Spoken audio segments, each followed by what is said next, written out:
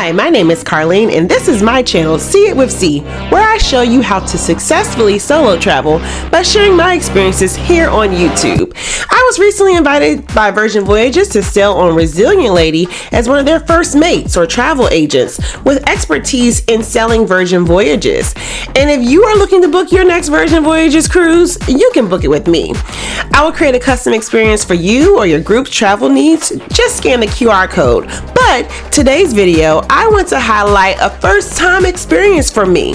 After 30 cruises, I would have my first back-to-back experience. So in this video, I am highlighting what it is like to sail back on Virgin Voyages. Come along.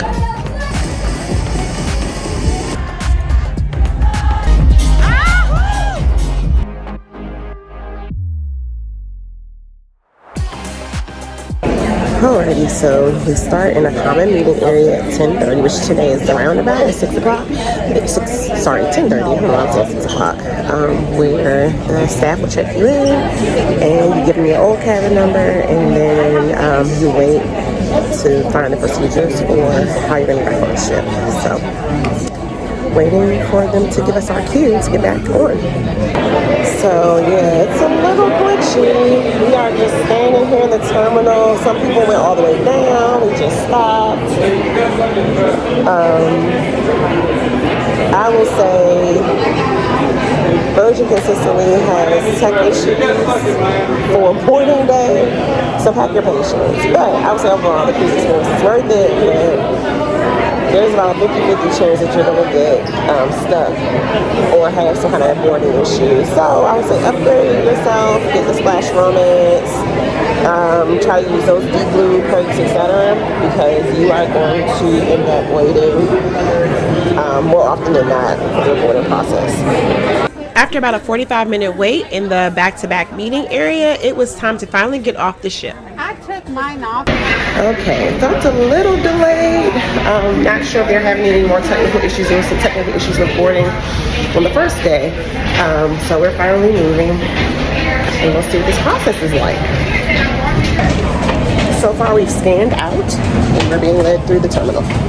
Once off the ship, we were stuck in a breezeway for about 10 minutes because Customs and Border Patrol had not brought up their equipment. Once the immigration equipment was in place, we headed back to check in, get a new wristband, and get our room. This is a nice touch, as I know I can never remember what my cabin number is.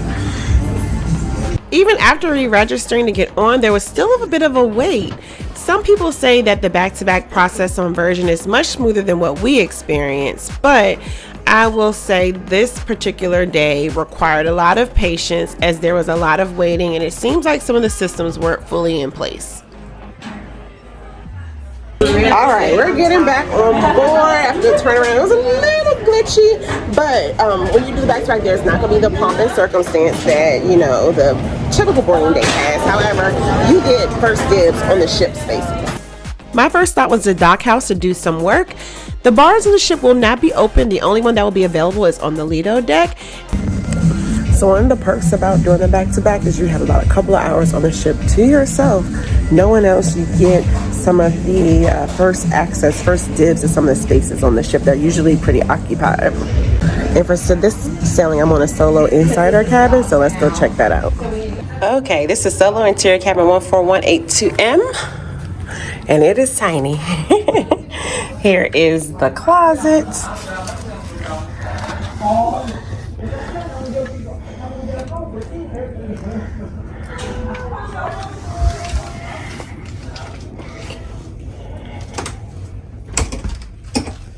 All right, everything is very compact and right there, and this is literally the bed.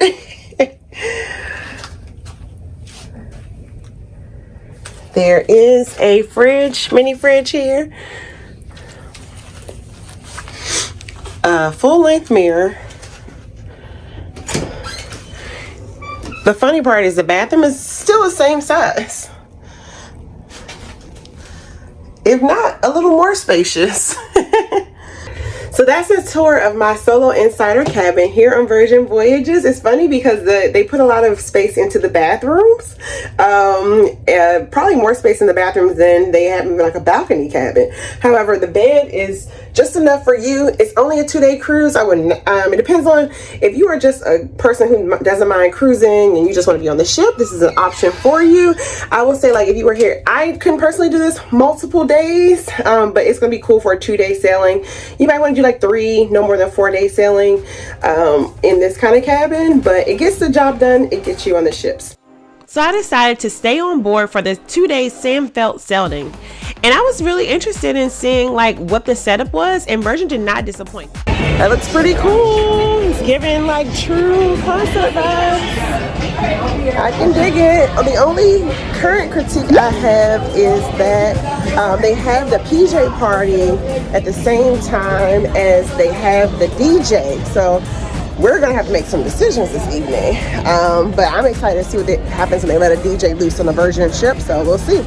One thing that I was really excited about for this sailing was I knew a few of my good vlogger friends would be sailing with me. Tap into the description button to see who these vloggers are and follow them on YouTube. All right, it's giving real music fuzz.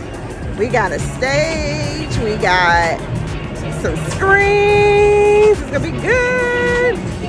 So yeah, I'm excited to see Virgin lean into this type of like theme-based cruising. It's gonna be, I think it's gonna be good. At least they're giving a good setup. I've been saying Virgin needs to like turn the DJs loose, so let's see what happens. Of course, it's not a sail away on Virgin unless it is bottomless champagne. Make sure when you're on Virgin for sail away, you get at least a couple of these in your hands, but drink responsibly. With handfuls of champagne, sailors started to slowly fill into the Lido deck to make it the epic Virgin Voyages vibes that we all have seen and are used to. Virgin Voyages sail away is always unique in a vibe. However, things were 10 times intensified as there was like a whole music festival set up on the Lido deck with lights, a DJ booth, and everyone was just kind of feeding off that energy.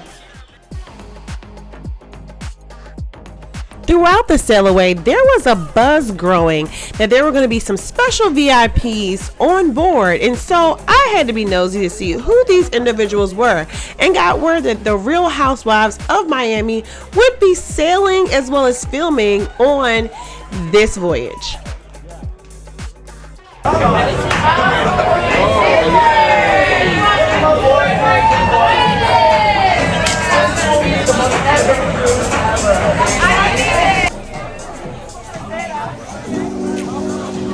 The CEO of Virgin is there in front of me. He don't care. I love it. After watching the Real Housewives grand entrance, it was time to have dinner with some of my YouTube friends. Happy birthday! Happy birthday! Happy birthday to you! Hey! So not only is this a back-to-back, this is also a DJ sailing, and although I'm very tired, I am making my way because I can literally hear the bass. So I would just be in bed and bitter. So I'm like, get my ass up and let's go. All right, let's see what Virgin has with this DJ bass sailing, and I can hear it's really good. So let's go up to the pool deck. No disrespect to DJ Sam Felt, however, DJ James Campbell, one of Virgin Voyages' own house DJs, really brought the house down, and I think he gave Sam Felt a run for his money. Because it's only a 2-day sailing, we had to capitalize on all the things that were going on the ship, so we decided to scurry to the back of the ship to catch the PJ party.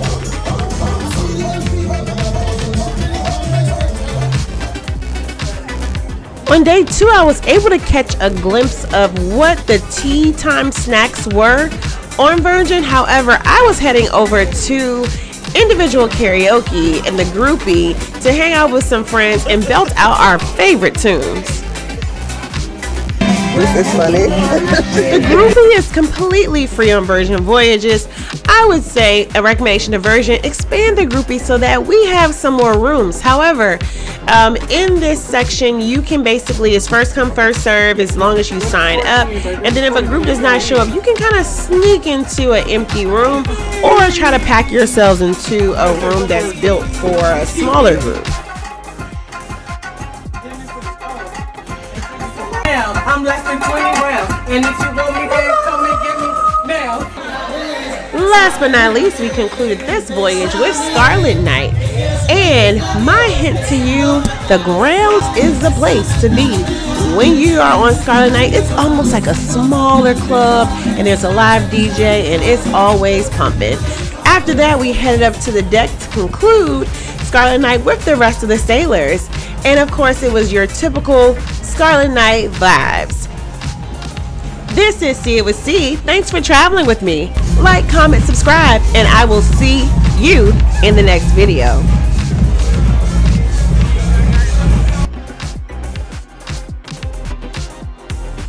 If you're looking for assistance with booking your next cruise vacation, email me at seeitwithc@gmail.com.